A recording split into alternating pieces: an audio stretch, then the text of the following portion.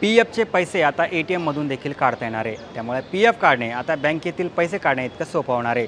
सरकार आता ई-पी-एफ-ओ 3.0 हे नवीन ॲप लॉन्च करण्याच्या तयारीत आहे.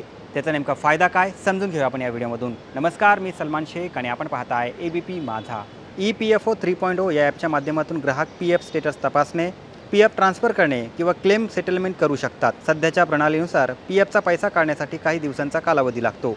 यासोबत अनेक डॉक्युमेंट देखील जमा करावे लागतात. पण ई-पी-एफ-ओ 3.0 या नवीन प्रणालीमुळे ग्राहकांना ई-पी-एफ-ओ कडून नवीन ATM कार्ड मिळणार आहे, जो थेट पी-एफ अकाउंटशी लिंक असेल. त्याचा वापर करून ग्राहक थेट ATMमधून पैसे काढू शकतात. यासोबत ई-पी-एफ-ओ 3.0 या ॲपच्या माध्यमातून ग्राहक UPI-द्वारे थेट बँकेत पैसे ट्रान्सफर करू शकता.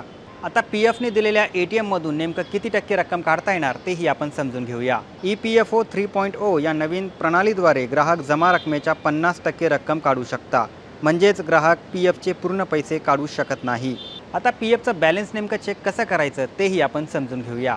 तुम्ही रजिस्टर मोबाईल नंबरवरून 011229014006 यावरती मिस कॉल देऊन पी-एफ खात्यातील रक्कम तपासू शकता. यासोबतच 77 38 29 98 99 यावरती ई-पी-एफ-ओ UAN असं SMS पाठवल्यानंतर तुम्हाला पी-एफ बॅलन्सची माहिती SMS-द्वारे देण्यात येईल.